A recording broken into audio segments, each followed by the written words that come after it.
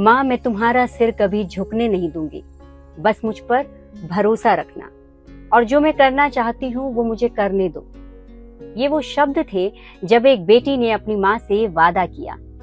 माँ ने बेटी पर भरोसा जताया और बेटी ने उस भरोसे को अपने संघर्ष और मेहनत से जादुई सुरों में ढाल दिया। बेटियों को जब उड़ने के लिए आसमान मिला तो उन्होंने अपनी पहचान को गढ़ा है।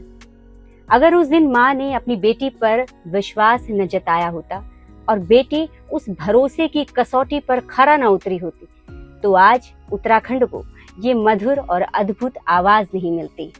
नमस्कार, मैं हूं आपके साथ रेनू सकलानी और आप देख रहे हैं अमर उजाला की खास पेशकश छाप। और आज मेरे साथ जो मेहमान हैं उनकी आवाज ने गढ़भूमि के हर कोने को छुआ है, जिनके कंठ में मां सरस्वती का वास है।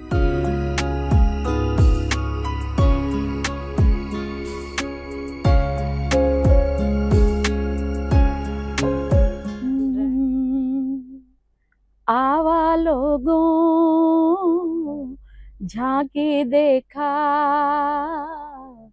अपना ये गढ़वाल की, हो तिलक लगावा ई माटी को, भारत का ये बाल की। बहुत बहुत स्वागत है रेखा धस्माना उनियाल जी का। मैंने जब शुरुआत में ये बात कही, एक माँ ने जब आप पे भरोसा किया, वो परिस्थिति क्या थी? सबसे पहले मैं आप सभी को नमस्कार करती हूँ। और ये सफ़र मेरा बहुत लंबा सफ़र है। जिस वक्त मैंने गाना शुरू किया था उस वक्त क्या महिलाओं को, लड़कियों को कहाँ गाने देते थे, नहीं गाने देते थे। और ब्राह्मण समाज में तो और ज़्यादा इसको अच्छा नहीं मानते थे कि ना। तो मेरी माँ कहा करती थी कि छोड़ दे, रहने दे, मत गा, कल को तेरी शादी हो जाएगी तो तेरे को परिवार भी ऐसा मिलेगा, तेरी कला की कदर होगी नहीं, तो तू रहने दे।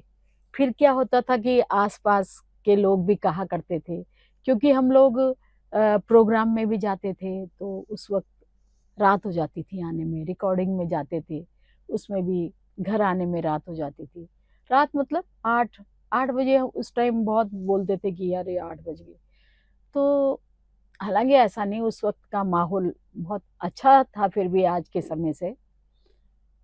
लेकिन मेरी माँ बैठी रहती थी मुंह पे हाथ लगा के और कहा करती थी कि इतना देर माउणी है।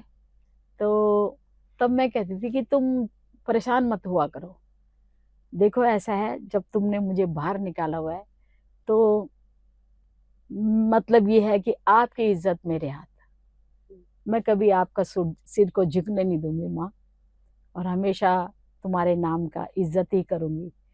तो मेरी माँ ने कहा कि ठीक है। मेरे पिताजी ने भी बोला कि ठीक है, इसको गाने दो। जब ये इतना हम पर इसको ये है कि माँ मैं आपका सिर नीचा नहीं होने दूंगी, तो ठीक है, कोई बात नहीं। उनका विश्वास मुझ पर, मेरा विश्वास उन पर। और फिर उसके बाद तो मतलब मेरे साथ जितने भी लोग गाया करते थे, रहा करते थे, तो यही कहा करते थे, दीदी तू तो जगत दीदी हो गई। सब दीदी का इज्जत देते थे मुझे, तो आज तक भी सब इज्जत करते हैं। वो परिवार को मनाना एक चुनौती थी आपके लिए पर जीवन की शुरुआत? ना, चुनौती नहीं थी, क्योंकि मेरे परिवार में सभी कलाकार थे। मेरे भाई, मेरे पिताजी तो राम का पाठ करते थे, जब रामलीला चलती थी तो खुद भी वो कलाकार थे।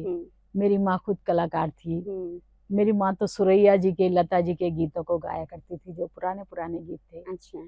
और मेरी बहन, बड़ी बहन कलाकार। तो सभी कलाकार हैं, पर यह है कि कलाकारी में पैर बाहर मैं नहीं निकाला। आपने निकाला वो, क्योंकि कहीं ना कहीं जब हम पहली बार कुछ अलग कर रहे होते घर में, बात वही है कि हर घर में एक बहुत अच्छी गायिका है, हर घर में एक बहुत अच्छी डांसर है, लेकिन वो कदम बाहर रखना वो कहीं ना कहीं चुनौती होता है, क्योंकि शायद मुझे लगता है परिवार तो सपोर्ट करता है, लेकिन वो सामाजिक जो आपके आसपास चीजें होती है वो कहीं ना कहीं उस चीज को करने से रोकती है। हाँ, सामाजिक दायरा, मैंने समाज की परवाह नहीं की, क्योंकि मैं खुद को अपने पर विश्वास था, तो मैंने कभी समाज की परवाह ही नहीं की। मैंने कहा बोलने दो, समाज तो बोलता ही है, बोलने दो। तो देखिए मेरे पड़ोस में एक पंजाबी रहा करते थे, उन्होंने मेरे को बोला कि बेटा तू कहाँ है, उषा, रेखा कहाँ है, रेखा कहाँ है, मुझे उषा भी बोलते हैं घर में, कि हम बद्रीनाथ गए थे और तेरा गाना वहाँ पर बज रहा था, तो हमने कहा ये तो हमारी बेटी है, और उन्होंने हमें चाय समोसा फ्री में खिलाया कहते। तो वो बड़े खुश हुए, तो कि बेटा तेरा नाम इतना अच्छा है पहाड़ में। तो मुझे भी बड़ी खुशी हुई कि उनको समोसा और वो फ्री में खिलाया उन लोगों ने, तो अच्छा लगा। आपसे बहुत लंबी चर्चा करनी है वैसे तो इस चर्चा को आगे बढ़ाने से पहले मैं आपसे बस एक गुजारिश करना चाहूंगी कि गढ़भूमि के जो दर्शन, गढ़वाल दर्शन जो आपने इतना खूबसूरत करवाया है, उसकी अगर आप कुछ पंक्ति सुना दे, फिर उसके बाद हम इस चर्चा को आगे बढ़ाएं। देखिए ये गाना तो मेरे ससुर जी ने लिखा हुआ है, वो भी उत्तराखंड, यहाँ अमर उजाला से भी उनकी पत्रकारिता होती थी, श्री स्वर्गीय श्री धर्मानंद उनियाल पथिक जी, तो उनका लिखा हुआ ये गीत था। तो गीत 23 मिनट का गीत है। हाँ जी, तो मैं थोड़ा सा 2-4 लाइनें इसकी सुनाऊंगी। आवा लोगों झांकी देखा अपना ये गढ़वाल की, हो तिलक लगावा ई माटी को, भारत का ये बाल की, देवभूमि बोदानी को नर नारायण वास च, पार्वती को मैत यखीच, शिव जी को कैलाश च, देवी और देवताओं को भी यख हर पर्वत परवास च, तपोभूमि ऋषियों की ईच, सबको यो विश्वास च, गंगा जमुना धौली काली, शान छन गढ़वाल की, हो तिलक लगावा ई माटी को,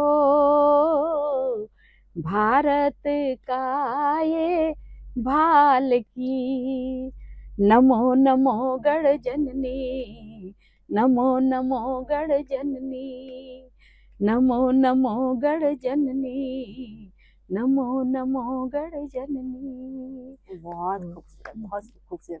ये सुरों का जादू ही है कि उत्तराखंड की लता मंगेशकर आपको कहा जाता है। हालांकि लता जी तो बहुत बड़ा नाम है। मैंने हमेशा इस बात को मैं पूरा ही कर रही थी कि उत्तराखंड में आपको लता मंगेशकर कहा जाता है। यकीनन ये अपने आप में गौरव की बात है, लेकिन मैंने हमेशा देखा है कि आपने इस तुलना को बड़ी विनम्रता से स्वीकार भी किया है, लेकिन हमेशा ये भी कहा है कि लता जी संगीत का आकाश है, उनकी बराबरी कोई नहीं कर सकता, कोई भी नहीं। लेकिन फिर भी जब आपने पहली बार अपने लिए सुना, भाव क्या थे उस वक्त? देखिए हमारे समाज में हर कलाकार को लता जी की परिभाषा दी जाती है कि लता जी हैं, वो फलानी लता जी है, फलानी लता जी। तो मैं ये समझती हूँ कि लता जी इतना छोटा नाम नहीं है जो हर किसी को हम लता मंगेशकर बना दें। तो मुझे भी नहीं लग, हालांकि मुझे खुशी होती है, मैंने उनके गीतों को मैं गाती थी बचपन में, और गढ़वाली गीत तो मुझे आते ही नहीं थे, मैं लता जी के गीतों को गाती थी। तो मेरी आदर्श रही हैं, मतलब लता जी, आशा जी भी, लेकिन लता जी के गीतों को मैं ज़्यादा पसंद करती थी। तो मुझे जब किसी ने लता जी की वो दी, तो मैंने कहा मुझे प्लीज़ ऐसा इतना बड़ा नाम मत दीजिए, मैं घबराती हूँ अंदर से।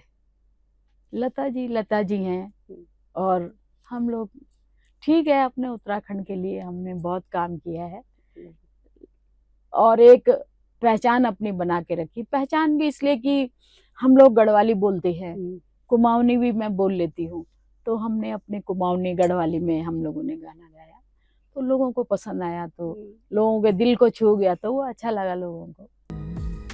लंबा सफर जो अब तक रहा है, मैं शुरुआत से जानना चाहूँगी, बचपन की रेखा धस्माना कैसी थी? जिनके मन में ये पहली बार आया कि मुझे गाना, हालांकि आपने बताया कि आपके परिवार में हाँ। सभी लोग गाते थे, लेकिन फिर भी क्योंकि अक्सर हमने देखा है कई बार परिवार की विरासत को हर कोई आगे नहीं बढ़ाता है, बिल्कुल। तो वो कैसा लगा और वो खनक आपकी कब महसूस की गई ये एक बड़ा नाम बनेंगे आगे चल के? देखिए ऐसा है कि मैं बचपन में जब रामलीला होती थी हमारे यहाँ दिल्ली में, पहाड़ तो मैं रही नहीं, मेरे ख्याल से 2 साल 3 साल की रही होंगी, तो मैं वहां से दिल्ली आ गई थी। तो जब शिक्षा प्रथम पहली क्लास में जब मैं पढ़ने लगी, तो उसके बाद हम कभी पहाड़ गए नहीं, तो पहाड़ की मिट्टी में मैं इतना रही नहीं। लेकिन क्या है कि वहाँ की जो बोली भाषा थी, मेरे माँ पिताजी बोला करते थे, तो हम सब भाई बहन के अंदर वो चीज है, सब बोलते हैं आपस में। तो तब हमारा गढ़वाली गाना नहीं था, पिक्चर नहीं थी उस वक्त। हम दूरदर्शन देखा करते थे, दूरदर्शन में मराठी पिक्चर आ रही है, गुजराती आ रही है, मलयालम आ रही है, हमारी भाषा की कोई कुछ था ही नहीं। तब बड़ा दुख होता था, मन में पीड़ा होती थी कि हमारी कोई पहचान नहीं है। तो तब जिनके बीच में हम रहा करते थे वो पंजाबी हुआ करते थे, तो वो कहते थे ये केड़ी भाषा है, तो मुझे गुस्सा आता था, मैंने केड़ी भाषा क्या, जेड़ी तोड़ी भाषा है। तो फिर लगता था कि हमारी भाषा का भी कुछ होना चाहिए। तब उस वक्त नए नए कैसेट्स आई थी गोपाल बाबू गोस्वामी जी की, उन्होंने ही नया कैसेट्स बनाया था उस टाइम। तो फिर धीरे धीरे हम जब रामलीला में गाते थे, उसके बाद मेरे साथ एक मोहन भाई थे, मोहन सिंह मनराली, वो शत्रुघ्न का पाठ करते थे, उनको था कि ये गाना गा लेगी। तो जैसे जैसे हम लोगों की एज बढ़ी, उनको भी शौक हुआ गाने का, तो कि रेखा तू मेरे साथ गाना गाएगी कैसेट में? मैंने कहा हाँ हाँ गाऊंगी। तो फिर मैंने पहला गाना गाया था मेरे बाजू रंगा रंग भी। मतलब हम 7-8 लड़कियां थी, और उन्होंने जो म्यूजिशियन बैठे थे, राजेंद्र प्रसन्ना जी वगैरह, ये सब फ्लूटिस्ट थे, वो उन्होंने बोला कि एक एक करके सुनाइए लड़कियां। तो सब ने सुनाया, तो उन्होंने बोला ये लड़की सुनाएगी मुझे। तो उसके ये लड़की गाएगी, मेन जो लीड रोल है वो ये लड़की करेगी। तो फिर मुझे मौका मिल गया, मेरे बाजू रंगा रंग बिचारी। उसके बाद फिर धीरे धीरे कुमाऊनी में मैंने गाना शुरू किया, और कुमाऊं में जब 2-3 कैसेट्स मेरी मोहन भाई के साथ निकल गई, तो उसके बाद गोपाल बाबू गोस्वामी जी ने सुना। तो उन्होंने भी मुझे बुलाया कि इस लड़की को बुलाओ। तब वो सोनोटोन में होती थी रिकॉर्डिंग दिल्ली में, तब उनके साथ भी मैंने ओ भिना कस के जानू द्वार हटा, और ओ परुआ बौजू चपल के लारो, ऐसे 3-4 गाने उनके साथ गाए, 4 गाने थे। तो इस तरह से हम गाते चले गए। कुमाऊं में 8-10 कैसेट्स मेरी बन गई। तब हमारे उत्तराखंड के वरिष्ठ गायक स्वर्गीय श्री चंद्र सिंह राही जी, उन्होंने बोला कि तू कुमाऊनी थोड़ी है, गढ़वाली है, गढ़वाली गाने गा। मैंने कहा आप गवाइए, मेरे लिए तो सब बराबर है। तो उसके बाद फिर मैंने गढ़वाली शुरू किया, और गढ़वाली तो फिर तो कहते हैं कि कॉलेज का पहला दिन हो, नौकरी का पहला दिन हो, जो म्यूजिक आपको पहला गाना जो आपको मिला वो हमेशा यादगार होता है। शायद वो पहला कदम ही होता है जो ये तय करता है कि हम जिंदगी में कितना आगे जाएंगे, ये हमारी यात्रा कहाँ तक। बिल्कुल। तो वो पहला गाना जिसने आपको इतना नाम दिया, इतनी शोहरत दी, शायद उसके बाद आपने पीछे मुड़ के कभी नहीं देखा। वो पहला गाना हमारे दर्शकों के लिए जरूर गुनगुनाएं। पहला गाना मेरा था मेरे बाजू रंगा रंग बिचारी रंग ले रे मोला, मेरा बाजू रंगा, मेरा बाजू रंगा रंग बिचारी रंग ले रे मौला, मेरा बाजू रंगा। तैल ताल द्यो बर क्यों मैं लताल ही लो, बोल बोल मेरी सुआ को रंग रंगीलो, मेरा बाजू रंगा। तो ये गीत बड़ा फेमस हुआ था। उसके बाद मैंने कुमाऊनी में काफी गीत गाए, और गोपाल बाबू गोस्वामी जी के साथ भी मैंने गीत गाया। ओ बिना कश के जानू द्वारे हटा, ओ बिना कश के जानू द्वारे हटा, हिट साई कौतिक जानू द्वारे हटा, हिट साई कौतिक जानू द्वारे हटा। आंग में अंगड़ी न थी, कश के जानू द्वार हटा। आंग में अंगड़ी न थी, कश के जानू द्वार हटा। वह दुकान वह दिलोल द्वार हटा। वह दुकान वह दिलोल द्वार हटा। हो साई हिट साई का तेक जौला द्वार हटा। तो ये गाने जो उस वक्त बहुत हिट हुए थे। और एक गाना और था प्रताप सिंह बाफला जी के साथ, लौंडा रे शोभना भल के रहे गौपना। लौंडा रे शोभना भल के रहे गौपना। ओ दीपा चुप है जा तू बुलानी कांपना। ओ दीपा चुप है जा तू बुलानी कांपना। तो ये गाने उस वक्त कुमाऊं में बड़े हिट हुए थे। वैसे तो मैडम आपको, आप जब गाएंगी तो आपको बस सुनते ही रहने का मन करता है, तो चर्चा तो पीछे छूट जाती है। लेकिन उस संगीत की दुनिया में आपका कैसे आपने शुरुआत की, कैसे नाम, ये जानना भी बहुत जरूरी होता है। उस दौर के गाने जब बनने शुरू हुए थे, जिस तरह के गाने बन रहे थे, उनके कुछ अपने भाव होते थे, चाहे वो हमारी बोली भाषा की बात हो या फिर सुर ताल की बात हो। अभी उतने समय से और अब तक कितना परिवर्तन आपको इस संगीत की दुनिया में लगता है? देखिए, परिवर्तन अब क्या है, उस वक्त शब्द हुआ करते थे गीतों के, हमारे लोकगीत हुआ करते थे। लोकगीत अपने आप में बहुत बड़ी कला है। लोकगीतों का गाना जो उस वक्त हमारे जो बनते थे तो सच्चाई पर आधारित होते थे। और जैसे हमारे थाड़िया है, चौफला है, ये डांस भी है, ग्रुप डांस। तो ये क्या होता था, मन के भाव हुआ करते थे, लोग अपने आप ही मन से बना के इन गीतों को गाया करते थे। और आज अब वो चीजें नहीं है, थाड़िया नहीं है, चौफला नहीं है। बच्चे गा रहे हैं, आज के नई युवा पीढ़ी भी गा रही है, लेकिन मैं उनको भी सुनती रहती हूँ गीतों को। लेकिन क्या है कि कुछ पुराने शब्दों को ले लिया उन्होंने। अब वो भी क्या करे, उन्होंने भी पहाड़ से मिट्टी से तो जुड़े है नहीं, है ना। अब घर में भी माहौल नहीं होता, बोल भी नहीं पाते हैं घर के। जब घर के ही लोग नहीं बोलेंगे तो बच्चों को भी क्या पता चलेगा। तो आज का जो माहौल है वो शोर वाला हो गया, म्यूजिक बजाओ बजाओ और डांस करो बस। और उस वक्त का म्यूजिक जो था वो कर्णप्रिय हुआ करता था, सुनते थे लोग। तो उस वक्त के लोकगीत जैसे मैं आपको सुनाती हूँ, कुछ बटोई घाम तैलो झिट बैठी जा डाली का छैलो। डाली हेरुलू फौकी ना तोड़ी 30 लगीच पानी पेली। तो ऐसे गीत, ये सच्चाई पे आधारित है। और आज का है, आज कुछ नहीं है। आज बच्चे गा रहे हैं, लेकिन अपने जो उनको समझ में आ रहा है वो गा रहे हैं। तो ठीक है, अब मुझे अच्छा लगता है कि चलो बच्चे कुछ न कुछ तो कर ही रहे हैं।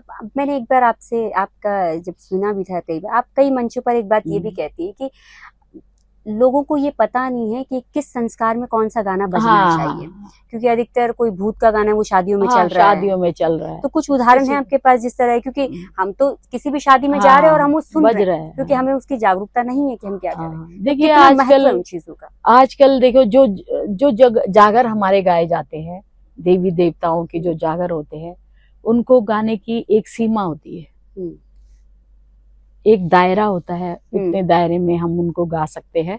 तो अब जैसे आज हम बाहर स्टेजों पे गा रहे हैं, तो अब उनका बुरा असर ये भी पड़ता है, महिलाएं नाचने लग जाती हैं, ये सब। तो वो सब चीजें नहीं होनी चाहिए। ठीक है, बताइए, अपने बच्चों को बताइए, सबको बताइए, लेकिन एक दायरे में रहकर बताइए। एक मैं समझती हूँ कि एक कार्यशाला बननी चाहिए, उसमें बच्चों को बताना चाहिए।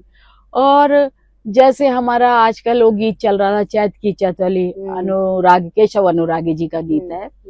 तो उन्होंने तो जो हमारे पहाड़ में बोलते थे ना, परियां, हाँ, तो परियों पे बना रखा है, जो लड़कियां मर जाती थे पहले, आचरी, हाँ, आचरी बोलते थे उनको। तो उनका है वो कि क्या है वो, मुझे इस टाइम याद नहीं आ रहा।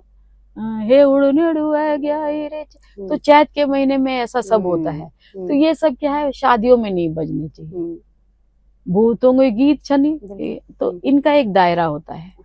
हाँ, तो उतने ही दायरे में ये सिखाने चाहिए, लेकिन आज पता नहीं है किसी को, बच्चों को भी नहीं पता है। लेकिन कई बार ये भी तो है हाँ। मैम कि अगर जो मंच पर जिसको गाना है उनकी जिम्मेदारी ज्यादा नहीं बनती है कि अगर वो मंच पर कुछ गा रहे हैं तो उस परिस्थिति को उसके अनुकूल उस वक्त क्या गाना चाहिए वो जिम्मेदारी खुद भी तय हाँ हाँ, बिल्कुल बिल्कुल, वो तो करना ही चाहिए। और इस टाइप के गीतों को मैं तो यही चाहूंगी कि नहीं गाया जाए तो ज्यादा अच्छा है। अगर भक्ति के गीत गाने तो भगवान के गीत गाओ, बिल्कुल है ना, और कृष्ण के गीत गाओ। अगर ज्यादा ही है तो ये जागर टाइप के गीतों को नहीं गाना चाहिए। रीमिक्स का दौर बहुत ज्यादा, अब उस रीमिक्स में बहुत सारी चीजें मिला दी जाती हैं, खासतौर पर जब हम अपने, जैसे आपने शुरुआत में कहा कि आपको इस बात का मलाल रहता था कि उत्तराखंड को हम कैसे प्रमोट करें, हमारा उत्तराखंड कैसे जाना जाए। तो जब ये रीमिक्स की बात आती है तो सब तरह की चीजें उसमें मिक्स हो रही है। हमारा संगीत है क्या वैसे देखा जाए तो, जो खासतौर पे जो संगीत के क्षेत्र में उत्तराखंड के जो युवा आगे आ रहे हैं वो रिमिक्स कल्चर को लेके ही मुझे लगता है बहुत ज्यादातर यही देखने को मिला। वो विधाएं क्या हैं हमारे संगीत की? देखिए, विधाएं हमारी हैं जो लोक विधाएं हैं, परंपराएं जो हमारी हैं, तो झुमेलो गीत हैं, थाड़िया गीत हैं, और वो है क्या बोलते हैं उसको, चौफला गीत है, और कई तरह के हैं गीत हमारे। रासो भी बोलते हैं, झौड़ा भी बोलते हैं, और कई तरह के गीत हैं। तो इन गीतों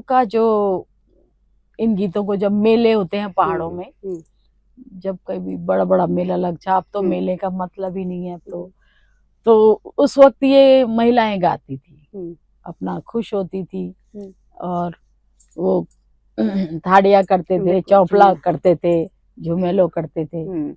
तो समय और जैसे घर में कोई माहौल है तो उस वक्त भी वो लोग, जैसे शादियों का माहौल है उस वक्त भी लोग करते हैं थाड़िया, झुमेलो, और फिर मंगल गीतों को गाया जाता है। तो ऐसे ही मौके पर ये सब गीत गाए जाते हैं। और जैसे रुपाई होती है कि धान की रुपाई में भी लोग ढोल बजाते हैं, वो हाँ, तो उसमें भी वो नाचते हैं, गाते हैं। तो फसल काटने के समय भी, तो हालांकि मैं पहाड़ से जुड़ी नहीं इतना, लेकिन मैंने देखा है कि इस तरह से मेरी माँ बताया करती थी कि ऐसे ऐसे होता था उस वक्त पहाड़ में। आपने संगीत की बारीकियां कहाँ से सीखी? आपका कौन गुरु रहा? हालांकि आपने बताया कि आपके परिवार में जो है सभी लोग गाते थे, लेकिन फिर भी एक गुरु होता है जिससे हम उस संगीत की बारीकी को सीखते हैं। क्योंकि जैसे हम बता रहे हैं कि आज गा तो सब रहे हैं, लेकिन वो बारीकी जो है वो हर कोई उस चीज को जो है मिस करता है कि वो नहीं दिखती। देखिए, संगीत की बारीकियां तो ये है, बचपन से ही संगीत मन में था, तो मैं लता जी को ही सुनती थी बचपन से ही, तो ये देखती थी कि कहाँ पर कैसा गा रही हैं, लेकिन वो आता नहीं था हमको, क्योंकि उतना हमने सीखा नहीं था। तो हमारे पड़ोस में एक आंटी रहा करती थी, वो बहुत बढ़िया गाती थी। उनके घर में उनकी बहनें आती थी, भाई आते थे, तो वो बैठ जाते थे, तो मुकेश जी के गीत गाना, उन्होंने लता जी के गीत गाना। तो आवाज उनकी मोटी थी, लेकिन गाती वो बिल्कुल सुर में थी। जो चीजें वो लगनी चाहिए गाने में वो लगा के गाती थी। तो वो तो हमने उनसे ही सीखा। मैं बैठ जाती थी कि कैसा गा रही है ये, सुनती रहती थी उनको। और उसके बाद जो ये हमारे गढ़वाली गीत है, गढ़वाली गीत हमारे रेडियो से आते थे, नजीमाबाद से भी आते थे और दिल्ली से भी आते थे। तो 5 बजे मैं बैठ जाती थी कान लगा के कि सुनूंगी इन गानों को। तो उस वक्त कपूत्री देवी थी, ये सब थे, मीरा जोशी थी, और ये लोग गाया करती थी, 2-4 लेडीज थी, और चंद्र सिंह राही जी थे, जगदीश ढोंडियाल जी थे, ये सब लोग गाया करते थे, महेश तिवारी जी थे। तो इनको सुनते थे हम। तो मैं बैठ जाती थी 5 बजे से 5:30 बजे तक। मैं कुछ काम नहीं करती थी, फिर मैं वो गीतों को सुना करती थी। आपका भाषा पे बड़ा जोर रहता है कि अपनी गढ़वाली बोली भाषा जो है बोलनी चाहिए आज की। आपने बताया आप ज्यादातर लता जी को सुनती थी। बिल्कुल। तो वो भाव, क्योंकि आप आज उत्तराखंड में इतना जाना माना नाम है, और यकीन माने जब मैं आपको सुनती भी हूँ गढ़वाली में बोलते ही बड़ा मीठा लगता है, ऐसा लगता है प्योर एक गढ़वाली बोलते हैं। बिल्कुल। और वो ऐसा नहीं है कि वो क्योंकि हमने देखा है जब हमारे लोग गढ़वाली बोलते हैं ना तो लोग बड़ा उस तरह से हाँ, देखते हैं, मजाक बनाते हैं। हाँ, लेकिन जब मैं देखती हूँ आप जैसे लोगों को कि कितनी मधुरता से, कितनी मिठास है हमारी बोली भाषा में, बिल्कुल। तो आपने वो कैसे वो भाव अपने अंदर लेके आए उसको? देखो वो भाव तो हमारे घर का माहौल ही वैसा था। अच्छा। हाँ, मेरी माँ गढ़वाली बोलती थी, मेरे पिताजी गढ़वाली बोलते थे, भाई बहन हम लोगों ने कोई, हम हिंदी में हमने बात ही नहीं की, हम दिल्ली में रहकर भी। और हमारा पूरा परिवार, चाचा का परिवार हो या हमारा परिवार हो, तो हम सब भाई बहन कभी हमने हिंदी बात ही नहीं की हिंदी में। तो वो चीज अपने आप ही आ गई, हम हंसी मजाक भी अपनी भाषा में करते हैं। और आज मैं हस्बैंड वाइफ हम दोनों, हम कभी हिंदी बोलते ही नहीं, गढ़वाली माँ बात होती बिल्कुल नहीं। हिंदी का शब्द अगर हम हिंदी में बात करेंगे तो मजाक लगता है हम दोनों को। हाँ, तो वो भी बोल देते हैं कि क्या क्यों हंसते थे। हाँ, तो मतलब नहीं बोलते हम लोग। तो वो तो फिर बचपन से ही हमने गढ़वाली ऐसी बोली कि मेरे साथ के जितने भी लोग हुआ करते थे वो बोला करते थे कि रेखा दीदी तू तो इन लग दिया भी घास काटी है वाली। हाँ, तो मैं हूँ ही वही। तो वही है, बचपन से खून में गढ़वाली का तो बिल्कुल ऐसा है कि। अभी हम बैक स्टेज बात भी कर रहे थे कि जो आज के बच्चे जो गा रहे हैं, हालांकि आपने पूरा सम्मान दिया उस चीज को कि मुझे बहुत अच्छा लगता है आज की युवा पीढ़ी गाती है, लेकिन वो कसक लगी मुझे कि शायद वो शब्दों को उतने भाव के साथ या वो बोली हमारी जिस तरह से वो टच उनमें नहीं आता है। एक तो उसके पीछे आपको कमी क्या लगती है, और दूसरा आप उनको कुछ एक अपना सुझाव देना चाहेंगे कि क्या ये कमी है कि हमारे घरों में अब गढ़वाली अपनी भाषा, बोली भाषा बोलनी बंद हो गई, क्योंकि दादा दादी से लेके माँ पिताजी सब हिंदी ही बोल रहे हैं, गढ़वाली। और फिर ये सवाल भी बच्चों पर छोड़ना या उन पर उठाना है कि वो गढ़वाली, ये भी तो गलत है। तो ये जिम्मेदारी किसकी बनती है? देखो, ये जिम्मेदारी तो सबसे पहले तो मैं माँ बाप को ही बोलूंगी कि माँ बाप को, अब ऐसा है ना, अब जैसे हम लोग हैं, हम दिल्ली में ही रहे, पैदाइशी हम 8 भाई बहन हैं, मेरा पैदा होना गढ़वाल में, मैं गढ़वाल में पैदा हुई। लेकिन मैं कभी ऐसा नहीं कहती कि मैं ना ना ना ना, हमें समझ तो आती है लेकिन हम बोल नहीं सकते। क्यों नहीं बोल सकते भाई? कोशिश करो बोलने की। तो मैंने यहाँ भी देखा है महिलाओं को, भले ही वो पहाड़ीपन आएगा उनके बोलने में, जब तुम पहाड़ीपन में हिंदी बोल रहे हो तो गढ़वाली क्यों नहीं बोल सकते? सही बात है ना, तुम्हारी हिंदी में पहाड़ीपन आ रहा है तो गढ़वाली बोलो ना। तो तुम जो गढ़वाली तुम बोलोगे, चाहे गढ़वाली बोलो चाहे कुमाऊनी बोलो, लेकिन अपने बच्चों के साथ शब्दों को तो बोलो सही से, गढ़वाली चाहे कुमाऊनी, तो बच्चे तभी जाके वो सीखेंगे। अब मेरे बच्चे हैं, भले ही वो हमारे सामने गढ़वाली नहीं बोलते, लेकिन कहीं भी जाते हैं वो आपस में बोलते हैं गढ़वाली, और बहुत अच्छा लगता है वो जब वो बोलते हैं। तो ऐसा नहीं है, ये घर की गलतियां है माँ बाप की, जो अब दादा दादी तो हमेशा किसी के रहे नहीं, लेकिन ये है कि चलो, मेरी बेटी तो खैर अपनी दादी से ही सीखा उसने, हम तो बोलते ही थे, लेकिन अब जैसे मैं पौड़ी से चौनकोट की भाषा बोलती हूँ, हालांकि इतनी बहुत ज्यादा नहीं बोलती, लेकिन मेरी बेटी ने अपनी दादी से ही सीखी, तो उसकी टिहरी की भाषा बोलती है वो, लेकिन बहुत अच्छी बोलती है। और बेटा भी ऐसा नहीं है कि नहीं बोलता है, बोलता है। तो हम जब माहौल ही बना देंगे तो क्यों नहीं बच्चे बोलेंगे? तो लेकिन जब हम पहले ही कह देंगे कि ना ना हम समझ में आती है पर हम बोल नहीं पाते, तो वो चीज गलत है। गढ़वाल जिनकी आवाज का कायल है, वो किसकी आवाज की कायल है? उत्तराखंड में तो ठीक है, सभी ठीक ठाक ही गाते हैं, लेकिन फिर भी जिन पुराने समय से अब तक जिनका, हालांकि युवाओं का इस पीढ़ी का मैं अलग से पूछूंगी, लेकिन पिछला जो दौर आपका रहा है, उस दौर में जिनका संगीत पिछले दौर में तो मैं चंद्र सिंह राही जी की बहुत फैन रही हूँ। अच्छा। क्योंकि उनकी गायकी में मुर्कियां भी थी, और कहाँ पर कैसा गाना, मिठास भी थी, तो उनको हम ज्यादा सुनते थे। तो उनके गीतों को, मतलब जब भी मैंने फर्स्ट टाइम उनको सुना तो मुझे लगा कि इनके अंदर कला है, तो बहुत अच्छा वो गाते थे। और आज की युवा पीढ़ी में आज की युवा पीढ़ी में अभी मुझे कोई ऐसा लगा नहीं। अच्छा। हाँ, कि बहुत बढ़िया कोई गा रहा है। तो थोड़ा बहुत एक शगुन उनियाल गाती है एक लड़की, वो ठीक है। अच्छा। हाँ, अभी छोटी बच्ची है पर अच्छा गा रही है वो। हाँ। ये जो युवा हैं आज के, जो युवा गायक हैं, आपके पास मिलना जुलना होता है, आपके पास आते हैं कभी? ना ना, आता कोई नहीं है। या आपको लगता है ये तालीम नहीं लेते हैं जो आपके नहीं जो लेते, हमारे पता नहीं अलग से कहीं लेते होंगे तो अलग बात है। पर महिलाएं आती हैं मेरे पास, सीखना चाहती हैं। पर मैं ये कहना चाहूंगी कि अगर 40-50 साल की महिला आके मेरे से सीखेगी तो उतना नहीं सीख पाएगी ना, जितना हम सिखाना चाहेंगे। तो पर यह है कि चलो आती हैं महिलाएं।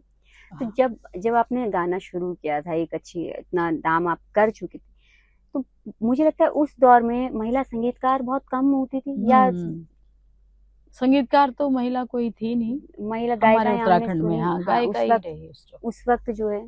तो उस वक्त से और अब तक आपको लगा कि चीजें बदली हैं? क्योंकि आज भी शायद संगीत के क्षेत्र में आने में आपको लगता है बेटियों में वो बाध्यता, परिवार या वो बंदिशें रहती हैं, तो आपको लगता है कि वो समय बदला है? पर अब तो मैं ये समझती हूँ कि अब तो बंदिशें नहीं है। अब नहीं, उस वक्त तो होती थी, क्योंकि मेरे लिए एक राजस्थान से भी आए थे, उन्होंने कहा कि आप राजस्थानी गाना गाइए हमारे साथ। लेकिन मेरी माँ ने मना किया कि ना अपना गढ़वाल गा, कुमाऊं गा, और कोई जरूरत नहीं राजस्थान। और फिर प्रोग्राम में ले जाते थे लोग, तो फिर मेरी माँ ने मना किया। अभी तो पंजाबी भी मुझे कहा करते थे, जो सिंगर्स आया करते थे, और राजस्थान के लोग भी। अच्छा। लेकिन फिर उसके लिए मेरी माँ तैयार। ये एक तमगा आपने महसूस किया कभी कि नाचना गाना ठीक नहीं समझा जाता था? उस वक्त नहीं समझा जाता था, बहुत पहले। क्योंकि जब बहुत पहले की बात मैं बताऊं तो उस वक्त लड़के ही लड़कियां बनकर के डांस किया करते थे। फिर एक दौर ऐसा आया जो व्यावसायिक लोग थे, जिनका यही काम था नाचना गाना, तो वो भी बहुत अच्छा लगता था, उनका अपना कार्य था। तो वो भी मेरी माँ बताती थी कि वो भी बहुत अच्छे, कभी शादियां वादियां होती थी तो वही लोग आया करते थे। लेकिन अब वो दौर भी खत्म हो गया। तो अब आज के समय में तो लोग खुद ही गा रहे हैं, खुद ही डांस कर रहे हैं। तो आजकल माहौल ऐसा हो गया कि अभी मैंने देखा है एक जगह की शादी हो रही थी कि अरे वो लगाओ, वो गाना नाचने वाला लगाओ, नाचने वाला लगाओ। तो मुझे बड़ी वो हो रही थी कि दिमाग में, मैंने कहा यार कैसे लोग हैं, इनको शांति से सुनना पसंद नहीं आ रहा। तो आज दौर ऐसा हो गया कि महिलाएं इस कार्यक्रम को देखेंगी, कि जिनके मन में एक कसक रही हो कभी कि मैं भी शायद एक अच्छी गायिका बन सकती थी या एक अच्छी डांसर बन सकती थी, लेकिन परिवार की वो तमाम चुनौतियां होती हैं जिसे ठीक नहीं समझा जाता है। क्या रेखा दसमाना जी ने अपने लिए कभी कोई ऐसा शब्द या ऐसा कोई वाकया सुना कि जो अच्छा नहीं था, लेकिन फिर भी आपने उसको, जैसे आपने बताया कि मैंने दुनिया की कभी परवाह नहीं की और मैं आगे बढ़ती गई, लेकिन फिर भी क्या कोई ऐसा शब्द, कोई वाकया ऐसा आपके आया आपके कानों में जो ठीक नहीं था, आपके लिए कहा गया हो? नहीं, ऐसा कभी किसी ने कहा नहीं। कोई एक थे हमारे रिश्तेदार, उन्होंने बोला था कि तू प्रोग्राम में हमारे नहीं आई और तुझे अगर गाने के लिए बोला जाता तो तू फट से पहुंच जाती। तो मैंने कहा वो मेरा तो शौक है, मेरे को जाना ही है। तो मैंने उसकी भी परवाह नहीं की। मैंने कहा कोई बात नहीं, बोलो आप। मैंने किसी की परवाह नहीं की, सिर्फ अपने माँ पिताजी की परवाह की। बाकी मुझे किसी से कोई मतलब नहीं रहा। ये बहुत बड़ी बात है ना मैम, कि शायद मुझे लगता है हर बेटी को एक परिवार से ही सबसे बड़ा सहयोग चाहिए होता है। और मेरे माँ बाप का बिल्कुल पूरा सहयोग मेरे साथ शादी से पहले रहा, और शादी के बाद मेरे हस्बैंड का पूरा सहयोग मेरे साथ रहा। मेरे फादर इन लॉ भी इसी से जुड़े हुए थे, अमर उजाला से। तो जब मेरी शादी हुई तो मुझे बड़ी खुशी हुई कि मुझे ऐसा परिवार मिल रहा है। तो मेरे हस्बैंड का भी पूरा सहयोग मेरे साथ रहा। आज भी देखो मेरे साथ जाते हैं। कई लोगों ने तो बोला कि उसके हस्बैंड ने उसको गाना बंद करवा दिया है, लेकिन ऐसा कुछ नहीं था, क्योंकि अब शादी हो गई तो बच्चे भी हो गए, फिर बच्चों को भी देखना, पूरी घर गृहस्थी को देखना। फिर क्या होता है कि अगर हम गाने के लिए जाते रहते तो बच्चे कौन देखता? सही बात है। तो फिर बच्चों को पढ़ाना लिखाना, तो वो कुछ दौर मैंने कुछ, हालांकि ऐसा नहीं था, प्रोग्राम में करती रहती थी, पर उस दौर में थोड़ा कम हो गया था। लेकिन अब बच्चे बड़े हो गए, शादियां हो गई, तो अब मैं फिर दोबारा निकल गई। तो मेरा हस्बैंड पूरा साथ देते हैं मेरे साथ। पहली बार जब आप मंच पे गई, पहला दिन जब आपको मंच पे मौका मिला जाने का, वो कैसा अनुभव था आपका? पहली बार मतलब आप इतनी मंझी हुई थी कि आपको मंच पे जाने से डर नहीं लगा था? हाँ, ना ना कभी नहीं लगा, क्योंकि मैं जब छोटी थी, अपने स्कूल टाइम में, कॉलेज टाइम जब मैं गाती थी, तो मेरी एक इंग्लिश की टीचर थी, सक्सेना मैडम थी, वो अब तो उनकी डेथ हो गई। तो वो हमेशा जब भी आती थी क्लास में, तो वो मुझे क्लास को शुरू करने से पहले मेरे को कहा करती थी कि रेखा कहाँ है, रेखा। तो मैं फट से हाथ खड़ा कर देती थी कि बेटा मुझे पहले गाना सुना दे। तो एक अंतरा स्थाई में उनको जरूर सुनाती थी, तो वो हमेशा मुझे कहा करती थी कि एक दिन ये बहुत बड़ी कलाकार बनेगी। तो बड़े, चलो बड़े कलाकार तो खैर बने नहीं, जो भी है, लेकिन तब मैं उनके पास गई थी स्कूल में। तब मेरे ख्याल से वो 12th वाला स्कूल था। तो मैंने पता किया मैम को, तो पता चला कि उनकी डेथ हो गई। तो मुझे बड़ा दुख हुआ। मैंने कहा आज शायद होती तो मैं जाती उनके पास और बोलती उनको। तो ऐसा मेरे साथ हुआ। तो बाकी घबराहट कभी नहीं हुई मुझे कि मैं माइक के सामने गा रही हूँ या लोगों के सामने गा रही हूँ, ऐसा कुछ नहीं। मुझे ऐसा लगता है कि अगर जो हमने अपनी यात्रा अब तक देखी है और जो हमारा अनुभव रहा है कि अगर हिंदी मीडियम का बच्चा 2 और 2 4 सही भी बोल रहा है ना, तब भी उसमें वो आत्मविश्वास नहीं दिखता है। लेकिन अंग्रेजी मीडियम में पढ़ने वाला बच्चा अगर 2 2 या 8 भी बोल रहा है, तो वो पूरे आत्मविश्वास, पूरे कॉन्फिडेंस के साथ बोलेगा।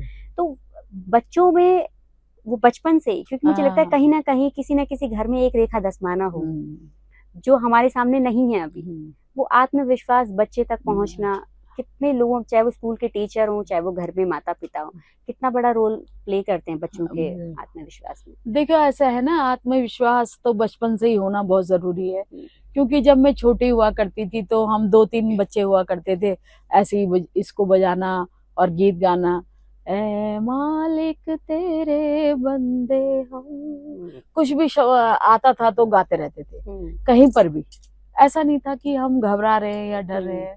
और आज भी मैं अपने हिसाब से कहीं पर भी जाती हूँ तो वो मुझे बोलते हैं मैम ढोलक बजाइए आप, क्योंकि हमने तो सीखा कहीं था नहीं उस वक्त। तो जहां भी मिला टेबल वहीं बैठ गए, गाना गाने लग गए। तो ऐसा नहीं था, कोई घबराहट नहीं थी, कोई कुछ नहीं, शुरू से ही। तो आपके पास बच्चे आते हैं कुछ सीखने के लिए? बच्चे अब नहीं आते, पर पहले आते थे। कुछ महिलाओं का आपका अपना महिलाएं भी आती थी पहले, अब महिलाएं थोड़ा नहीं है, चली गई। अब क्या है ना, सबने मांगल के ग्रुप बना लिया। मैं वही अगला सवाल आने वाली थी कि पिछले कुछ सालों में हमने मांगल गीत की, हालांकि ऐसा नहीं हो सकता है हमने अभी हाल फिलहाल सुनना शुरू किया हो, लेकिन मांगल गीत खूब चर्चा में। मुझे लगता है कि शादियों में भी एक जो है ट्रेंड बदलने लगा है। मांगल गीतों के लिए लोग बाकायदा अलग से टीम को बुला रहे हैं जो महिलाएं गाती हैं। एक तो ये आप कितना मांगल गीतों को, क्योंकि आप सिखाती भी रही हैं और शायद एक बार स्कूलों को लेकर भी हुआ था, तब भी आपने वर्कशॉप वगैरह करनी शुरू की थी। आपका क्या है मांगल गीतों को लेकर, आप क्या समझती हैं? और देखिए मांगल गीत तो हमारी लोक परंपरा है, और मांगल गीत वो शब्द हैं जो लोगों के मन से निकले हुए शब्द हैं। जैसे पंडित जी वेद पढ़ते हैं, श्लोक पढ़ते हैं, ऐसे ही मांगल गीत है। महिलाएं, ये लिखे हुए किसी के है नहीं। तो उस वक्त कहते हैं पहले जेंट्स लोग भी गाया करते थे, तो ये महिलाएं तो गाती नहीं थी। तो धीरे धीरे फिर महिलाओं ने गाना शुरू किया। मेरे दादा भी गाया करते थे। अच्छा। दादा मेरे बड़े विद्वान थे, नारायण दत्त धसमाना जी। तो वो भी कहा करते थे कि मांगल गाओ मांगल, कल को पता चल रहा है कि ये विदा खत्म होगी। हाँ। तो फिर मेरी बुआएं भी गाती थी। तो मेरी जब हमारे घर में जब शादियां होती थी तो बुआएं गाती थी। और उसके बाद ये परंपरा लुप्त हो गई, क्योंकि हम शादियों में जाया करते थे। तो मुझे बोलते थे सुनो जरा मांगल गा जरा, हमें पता ही नहीं था क्या गाते, कुछ पता ही नहीं था इसके बारे में। फिर ये मांगल जो है, उस वक्त चंद्र सिंह राय जी भी कहा करते थे कि मांगल का कैसेट बनाएंगे। नेगी जी भी कहा करते थे कि रेखा मांगल का कैसेट बनाएंगे, लेकिन बना नहीं। तब तक मेरी शादी भी हो गई थी। फिर उसके बाद मैंने डॉक्टर माधुरी बड़थाल जी से पूछा। मैंने कहा दीदी ऐसा ऐसा है, हम क्यों नहीं इस परंपरा को आगे बढ़ाएं। फिर दीदी ने कहा कि हाँ ठीक है। फिर 5 लेडीज को सिखाया उन्होंने। फिर 5 के बाद मैं हम लोग 1.5-2 साल तक गए उनके पास। फिर मैं अपने घर में सिखाने लगी। उधर जाना जरा दूर हो गया, पैर में भी दर्द होने लगा, तो मैंने कहा इधर ही सिखाते हैं। फिर महिलाएं मेरे पास आई। फिर उधर दीदी के पास भी सिखा, दीदी ने कहा कि तू उधर सिखा, मैं इधर सिखाती हूँ। तो मेरे ख्याल से 50-60 लेडीज को दीदी ने सिखाया और उस वक्त 50-60 ग्रुप बन गए। मतलब उन महिलाओं ने कहा मांगल तो कहा हम ग्रुप बना लेला क्या चाहिए। तो लेकिन ऐसा नहीं होता। मांगल ही तो गाना है तुमने, अरे तुम सुर में रहो, ताल में रहो। क्योंकि पहले तो सिंपल गाया जाता था ना, देना हो या खोली का गाने सा, ऐसी गाती थी पहले। देना हो या। तो मैंने सोचा कि हम लोगों ने सोचा कि इसको हम लयबद्ध कर देते हैं, संगीतबद्ध कर देते हैं।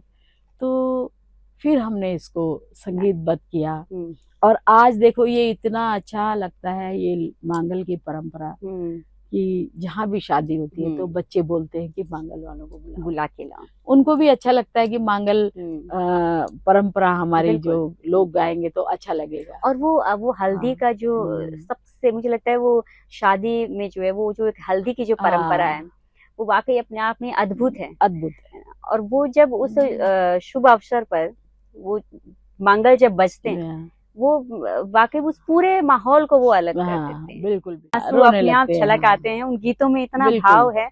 मुझे याद है हमारे एक दिन कार्यक्रम हो रहा था और वो गलती से वो म्यूजिक बज गया मांगल का, और हमारे एक सीनियर साथी थे तो उन्होंने कहा कि मेरी 2 बेटियां, मुझे बस इसे बंद कर दो। हालांकि उनकी बेटियां बहुत छोटी हैं, लेकिन वो भाव अपने आप जो है, जो आप बात कर रहे हैं कि वो शब्दों में, वो मुर्खियों में, वो आवाज में, शायद वही चीजें आप महसूस करते हैं। मैं चाहूंगी एक सुंदर सा मांगल, वो पहाड़ से जोड़ते हैं ना हम लोगों को। तो पहाड़ से जोड़ेंगे, भले हम पहाड़ नहीं जाए, पहाड़ में ना रहे, लेकिन हमारी आत्मा तो वहाँ जुड़ी हुई है ना। तो हम जब उन गीतों को गाते हैं तो हमारी आत्मा भी खुश होती है। तो जैसे वो है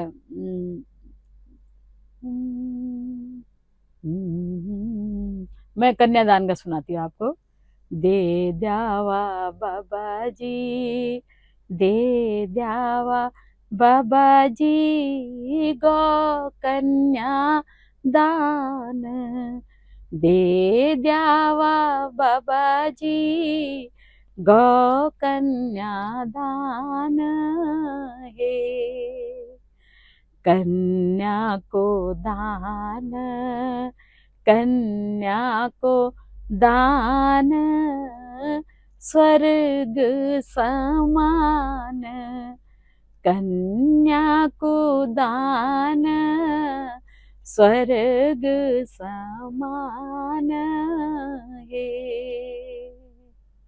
हाथे दान सोना दान सभी कोई करदा, तुम करा बाबा जी कन्या को दान है। मतलब कन्या के दान को इतना बड़ा महान वो बोला। बीते कुछ समय से जो एक गीत मुझे गाया आपने पहले था, लेकिन अचानक ही वो फिर एक बार जो है चर्चाओं में बहुत तेजी से आने लगा। वो गीत एक बार हमारे दर्शकों के लिए जरूर गुनगुना दीजिए और उसके पीछे की कहानी भी जरूर बताइएगा, क्योंकि मुझे लगता है वो कहानी वाकई में बहुत रोचक है। और वो जैसी चर्चाओं में आना शुरू हुआ, बहुत तेजी से फिर आपका नाम एक बार फिर से जो है आने लगा। दर्जी दीदा। हाँ, अच्छा। दर्जी दीदा मुझे भी बहुत अच्छा लगता था गाना। तो जब भी मैं स्टेज पर इसको सुनती थी तो मुझे अच्छा लग, मेरे मन में ये भाव जागता था कि मैं इस गीत को गाती। तो तब हम दिल्ली में, मुंबई में रहा करते थे। तो तब जब मैं देहरादून में आ गई तो मुझे पता था ये गाना हमारे गुरुजी है श्री जीत सिंह, स्वर्गीय श्री जीत सिंह नेगी जी, उनका गीत है। तो मैं उनके पास गई, बड़े खुश हुए वो मुझसे मिलके कि बहुत अच्छा लग रहा है बेटा तू आई है। तो वो उन्होंने मुझे 2 गीत दिए थे कि तू इन गीतों को गा। मैंने कहा गुरुजी दर्जी दीदा गीत दे दीजिए मुझे। मैंने कहा मुझे बहुत अच्छा लगता है वो, कि हाँ हाँ गा, तेरे लिए सब गीत है मेरे, तू मेरे से ले और गा गीतों को। तो मैं बड़ी खुश हुई उस दिन। तो उन्होंने मुझे वो गीत दिया। तब मैंने ये गीत, दिल्ली में थी मैं तब, रिकॉर्ड करवाया मैंने ये गाना। तो गीत है, हे दर्जी दीदा, हे दर्जी दीदा मी को तो आंगड़ी बने दे, मेरी घाघरी पर चमकदार मगज लगे दे। हे दर्जी दीदा मी को तो आंगड़ी बने दे, मेरी घाघरी पर चमकदार मगज लगे दे। मिनी आज नैनी डांडा दे भी तमाशा जान, दे भी कनो को बोगठ्या मिनी आज वक चढ़ाण। इनी आज मन च मेरो सोंजड़िया भी मिल लो, सोंजड़िया मेरी आंगड़ी घाघरी पर मुहेलो। वी घाघरी परे नो गजकू फूल लगे दे, मेरी घाघरी पर चमकदार मगज लगे दे। हे दर्जी दीदा मी को तू आंगड़ी बने दे, मेरी घाघरी पर चमकदार मगज लगे दे। तो गाना लंबा है ये। हाँ, तो आगे भी सुनाना है तो मैं सुना बिल्कुल दूंगी। सुना दीजिए। लास्ट का सुना देती हूँ। मतलब इसमें गाने में ये है ना कि उसको देखने के लिए उसका सौंदर्य, मतलब उस जिससे शादी की बात हो रही है वो उसको मेले में देखने आ रहा है। तो तब वो बोलती है कि मेरे लिए घाघरी बना दे, और ऐसी बना के वो मुझे देखता रहे। तो उसमें ये है कि जन्नी वो म्यारा सामने है सदा लदीदा, घूंघट क्या को कर लू चादरी इतनी चादरी हो तो इन्नी जो जालीदार हो, घूंघट बटे ऊक मुक भल के दिखे वी चादरी परे रंग बिरंगी टुपकी लगे दे, मेरी घाघरी परे चमकदार मगज लगे दे। वी चादरी परे रंग बिरंगी टुपकी लगे दे, मेरी घाघरी परे चमकदार मगज लगे दे। तो ये है इस टाइप का। बहुत ही खूबसूरत मैम, बहुत ही खूबसूरत है।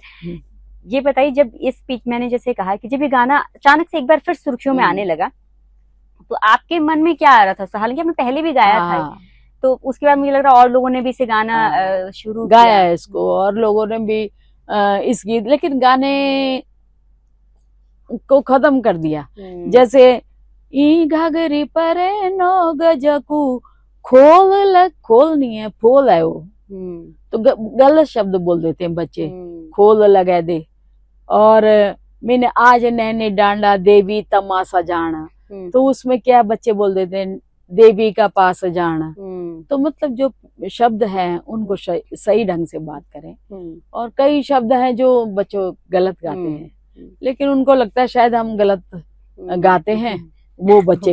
हाँ, तो सुनते नहीं है ढंग से शब्द क्या है, शब्दों का अर्थ नहीं पता, शब्द का अनर्थ कर देते हैं। जैसे आपने कहा कि आपने जब कहा कि मुझे ये गीत गाना है, अपने नेगी जी से कि मुझे ये गीत गाना है, तो उन्होंने आपको अनुमति दी इस गीत को गाने की? उनका लिखा हुआ गीत? उन्हीं का लिखा हुआ गीत है, और उन्होंने आपको गाने दिया।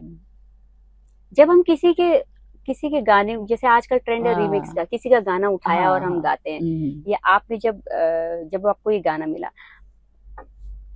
एक तो कितना उस जिम्मेदारी को समझता है व्यक्ति कि जब मैं गाना गा रहा हूँ तो मुझे किस तरह, सामने वाले ने मुझे क्या सोच के ये गाना दिया है, और या फिर आज का बच्चा जब किसी गीत को उठाता है, पुराने गीत को, क्या समझने की जरूरत है, और उस वक्त गाते समय उन चीजों को कितना ध्यान में रखना महत्वपूर्ण होता है? देखिए ऐसा है, आजकल मैं देखती हूँ कई बच्चों को, वो गीतों को गाते हैं जैसे मेरे गीतों को गाते हैं और नेगी जी के गीतों को गाते हैं, चाहे राय जी के गीतों को गाते हैं, नाम नहीं देते कि ये उनका है या उनका है या उनका है, सीधा गाते हैं। तो वो चीज अच्छी नहीं होती, क्योंकि तुम गा रहे हो अच्छी बात है, लेकिन किसी कलाकार ने इतनी मेहनत की है उस गीत पे, उसका नाम दो। तो आजकल ऐसा मैंने देखा है, माहौल हो गया है। हम गा रहे हैं तो मतलब बहुत अच्छा है, सामने वाले ने गाया तो बहुत अच्छा सा नहीं गाया, तो ये चीजें नहीं होनी चाहिए। आपको ऐसा लगता है कि जो गाने अभी चल रहे हैं वो से पुराने सृजन नहीं हो रहा है, कुछ नया नहीं है? नहीं, पुराने जो लिखे हैं उन्हीं को गाया जा रहा है, वो कमी खलती है आपको?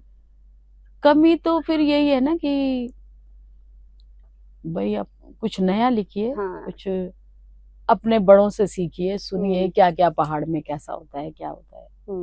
अब जैसे मैं थी बचपन में, मैंने एक गीत, 2-3 गीत मैंने लिखे, तो उस वक्त मुझे अकल नहीं थी, छोटी थी, तो लेकिन मेरे को ये था कि कनहोल पहाड़ क्या कल्पना कैसी, तो मैंने लिखा कि खाली शब्द थोड़ा सा धुन थोड़ा सा चेंज है, लेकिन कोई बात नहीं। मिन जान उत्तराखंड कुमो गढ़वाल देखना को, कनहोल डांडी काठी वक घर बार देखना को, घर बार देखना को। तो इस तरह से भी बना सकते हैं, बच्चे अपनी कल्पना कर सकते हैं कि क्या है। तो मतलब इस तरह से कनहोली वक, कनहोला लोग हमारा वक, कनों को खाणो पीणो, और कन छन वक हौद लगाना, कन चो को मैं डायरी लाई नहीं, इसमें मैंने लिखे हुए हैं। और इस तरह से मतलब मैंने भी लिखे हुए हैं गीत। और जैसे मेरी बहन की शादी हुई पहाड़ में, तो हम गए हुए थे मेरी बुआ की लड़की की, तो तब मैं 9th या 10th में पढ़ती थी। उस वक्त भी मैं देख रही हूँ लड़की सुबह तक काम कर रही है, कल उसकी शादी है और वो आज भी काम कर रही है अपनी माँ के साथ। तो मैंने फिर वो कल्पना की कि बेटी पैट जा तू जान 3 दूर, इस तरह से है वो। और फिर उसकी अंतरा है, कहते छोड़ी जानी छे तू कुई वेगी आपूड़ू, छोड़ी गे तू भे बहनों ते तोड़ी गे दगूड़ू, बेटी आज बटी तू वेगे बीरानी। तो मतलब वो कल्पना मैंने की थी उस वक्त, तो लिखा गीत को। तो मतलब ऐसे कल्पना करनी चाहिए और लिखो अपना। ये उस दौर का एक परिवेश भी रहा है कि महिलाएं जो कुछ कर रही थी, जो वो पीड़ा भी आपने अपने गीतों में उस पीड़ा को डाला है कहीं ना कहीं, और वो आपके गीतों में दिखती भी है। एक गाना जो है वो मैं आपसे जरूर सुनना चाहती हूँ। हाल ही में आपने हमारे जो पूर्व सीडीएस रहे विपिन रावत जी, उनको लेके आपने एक अपनी 4 लाइन अगर उनकी वो सुना सके। हाँ, अरे मैं डायरी लाई नहीं इस टाइम, जितना भी रण बांकुरों की भूमि चिया, रण बांकुरों की भूमि च फिर आलू कोई विपिन रावत, सजा लो बैरी भगा लो, रण सजा लो बैरी भगा लो, फिर आलू कोई विपिन रावत, रण बांकुरों की भूमि चिया। तो ये गीत जब उनकी शहादत का दिन जो मनाया जाता है उस पर उन्होंने कहा था इस गीत को गाने के लिए। तो ये गीत वेद विलास उनियाल जी ने लिखा हुआ था, और कुछ थोड़ा बहुत मैंने भी इसमें 4-6 लाइनें लिखी थी। तो तब ये गीत तो मैंने जब वहां पर गाया था तो बहुत लोगों के आंसू आ गए थे। ये एक श्रद्धांजलि अपने गीत के जरिए। श्रद्धांजलि। उत्तराखंड में एक आप संगीत आपके जो संगीत का जो क्षेत्र है उसे किस तरीके से देखती हैं? दूसरा ये कि उस संगीत के, क्योंकि आप खुद एक महिला गायिका हैं, आपको क्या लगता है इस क्षेत्र में महिलाएं अभी उतना नहीं आ पाई हैं, आने की जरूरत है, या पिछले आपके समय से अब तक क्या दौर बदला है, खास तौर पे महिलाओं को लेके इस? देखिए, महिलाओं को तो मैं ये देखती हूँ आजकल महिलाओं को गाती तो है, शौक भी है, और पर सीखने का नहीं है उनको कि हम सीखें। जैसे महिलाएं कीर्तन करती हैं तो कीर्तन से ही वो मांगल गाने लग जाती हैं, तो उसमें ये नहीं है कि तुम सीख गए हो। सीखना बहुत जरूरी है, चाहे तुम थोड़ा ही सीखो लेकिन सीखो जरूर। महिलाओं के लिए आवाज है, उसे मांझने की जरूरत है। मांझने की जरूरत है। कई महिलाएं मैंने देखी हैं अच्छा गाती हैं, लेकिन प्रैक्टिस बहुत जरूर। आज मुझे 40 साल हो गए इस लाइन में, आज भी मैं प्रैक्टिस करती हूँ। आप कितने घंटा अपना देती हैं संगीत? मैं 2 घंटा तो देती हूँ, अभी भी 5 बजे से 7 बजे तक मेरा शाम का टाइम रहता है। अच्छा, हाँ, हमेशा। तो कभी कोई घर में गेस्ट आ गया तो अलग हो जाती है बात, तब नहीं हो पाता है। तो आज भी आपको जैसे कोई मंचों पे बुलाता है कभी, तो आप उसके लिए पहले रियाज करके फिर जाती हूँ, क्योंकि कई बार हमें लगता है हम इतनी जिंदगी का इतने साल का अनुभव हो गया, अब हम कहीं पे भी जा रहे हैं तो गा सकते हैं। अभी भी मैं यहाँ पर आई हूँ तो पहले मुझे रियाज करके आई हूँ कि वहाँ पर मुझे 2 लाइन सुनानी तो पड़ेंगी हर गाने की, तो उसके लिए भी मैं प्रैक्टिस करके आई हूँ। क्योंकि प्रैक्टिस करके आ जाओ तो उसमें क्या होता है ना, आपका गला भी खुलेगा।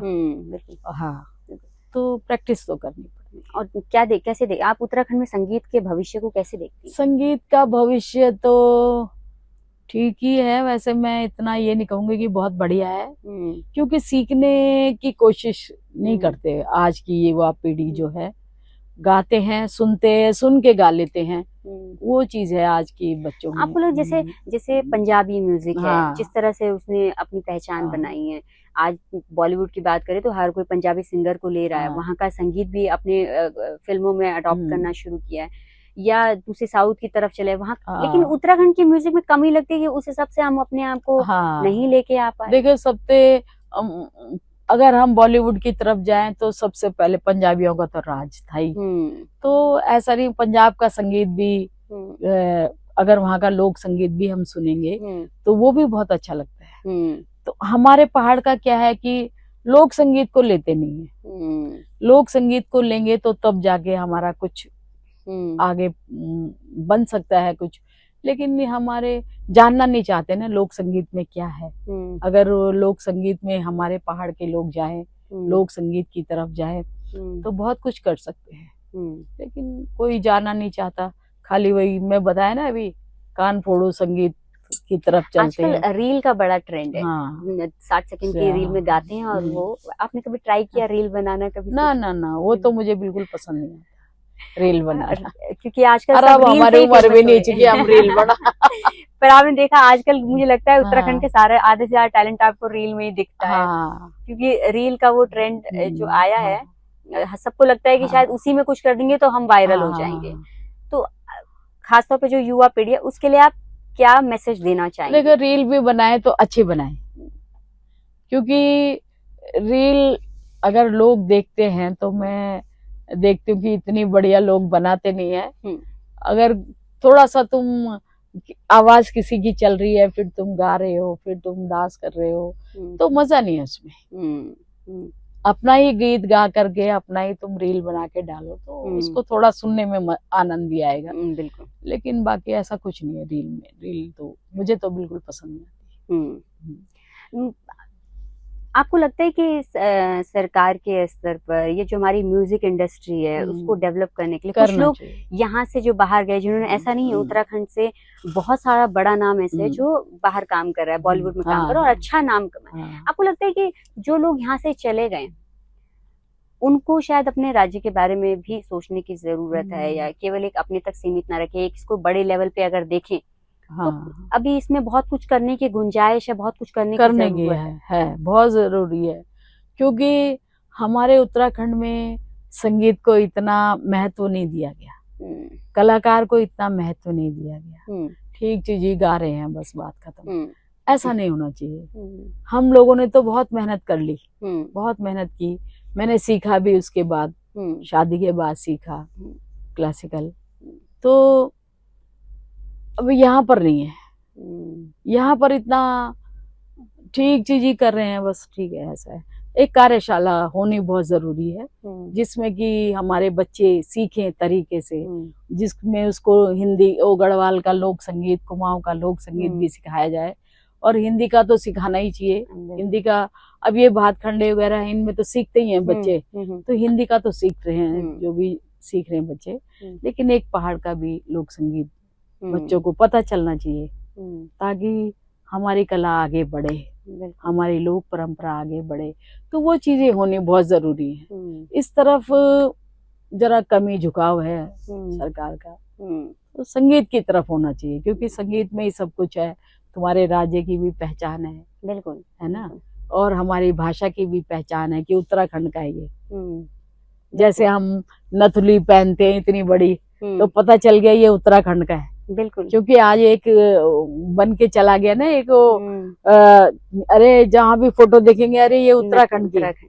तो ऐसा होना चाहिए, संगीत भी ऐसा होना चाहिए। अब साउथ में चले जाओ, साउथ में तो संगीत हर घर में संगीत है, हर घर में संगीत। पंजाब में चले जाओ, पंजाब की अलग बात है, वहाँ का संगीत। तो बंगाल में चले जाओ, वहाँ का संगीत अलग है, लेकिन है, वो लोग अपना करते रहते हैं। लेकिन हमारे उत्तराखंड में ऐसा एक माहौल नहीं बनाया हुआ। जैसे कि लता जी ने भी गढ़वाली गाने गाए हैं, गाया उन्होंने गाया।